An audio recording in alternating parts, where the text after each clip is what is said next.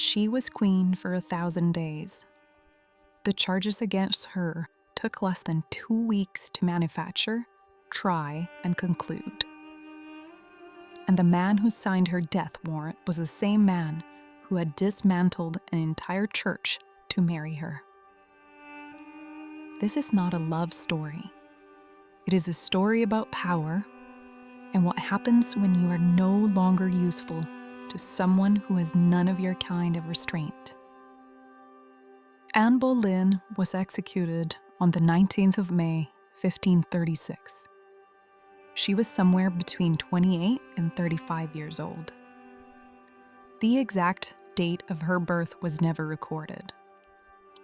Even that, the most basic fact of a person's existence, was denied to her by history. But what happened to her was not. England in the early 16th century was a kingdom built on male succession. A king without a son was a king whose dynasty ended with him.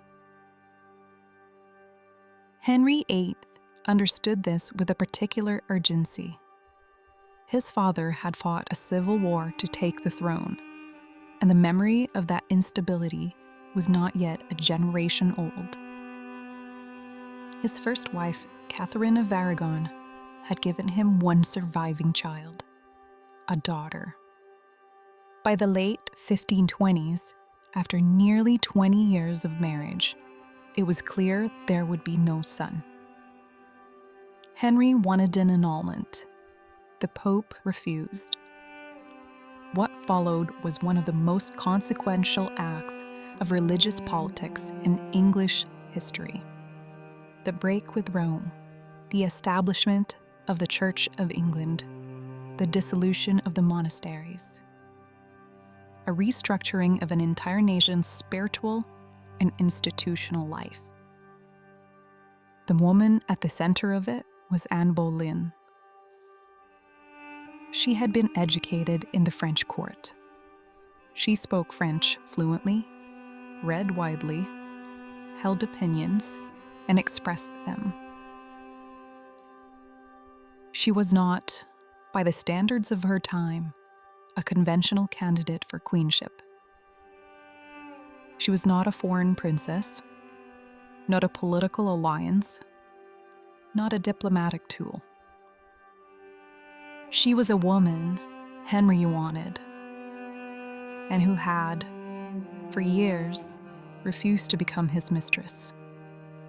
That refusal was its own kind of power. And it worked. Henry pursued the annulment, broke with Rome, and married her in secret in January 1533. She was crowned queen in June of that year. The crowds, by most accounts, were quiet. In September, she gave birth. The child was healthy, strong, and a girl. She would be named Elizabeth. Anne miscarried twice more after Elizabeth. A son in 1534. Another pregnancy in early 1536 that ended, again, in loss. Henry, standing at the door of 50, was running out of patience and out of time. By this point, the political landscape around Anne had shifted. Thomas Cromwell, Henry's chief minister, had aligned himself with a conservative faction of the court, the Seymour family, whose daughter Jane had caught the king's attention. Catherine of Aragon had died in January 1536. With her gone, Anne was no longer needed as a symbol of the break with Rome. She had become a liability. What happened next took approximately 3 months, from conception to execution.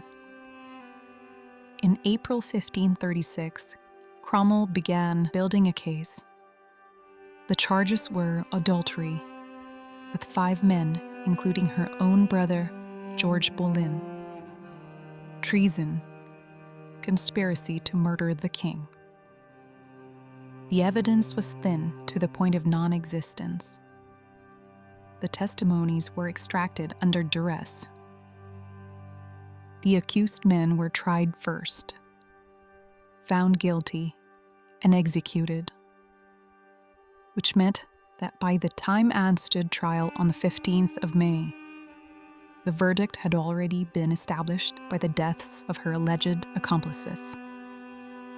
He brought in a specialist swordsman from Calais. He considered this a mercy. On the morning of the 19th of May, Anne Boleyn walked to the scaffold on Tower Green. The accounts of her final speech have been preserved, and they are notable for what they do not say. She did not confess. She did not name names. She thanked the king for his treatment of her, a statement that historians have spent centuries parsing. And she asked those present to pray for her. She knelt upright, without a block. The swordsman removed his shoe and asked for his sword as a distraction. She was gone in a single stroke. She was buried in the Tower of London, in an arrow chest, without ceremony. 11 days later, Henry married Jane Seymour. History has treated Anne Boleyn in almost every way imaginable. Villain, victim, proto-feminist, political casualty. None of those framings are entirely wrong. None of them are entirely right. What the record shows is this: a woman of exceptional intelligence navigated the most dangerous court in Europe for nearly a decade, rose further than almost any woman of her era, and was destroyed by the same system that had elevated her. Quickly, efficiently, and with the full machinery of Tudor law. The charges against her were almost certainly fabricated. Most historians now accept this. Cromwell himself, years later, appears to have acknowledged as much in private correspondence, though by then it no longer mattered. What mattered was that it worked. Her daughter, the girl born in September 1533, the child whose birth had been considered a failure, would reign for 45 years. She would become the longest-serving monarch of her century. Elizabeth I never spoke publicly about her mother. In the portraits commissioned during her reign, there is, occasionally, a small pendant, a letter B, worn at the throat. That was all. Anne Boleyn, Queen of England for 1,000 days, remembered for 500 years. Gravetide Studios.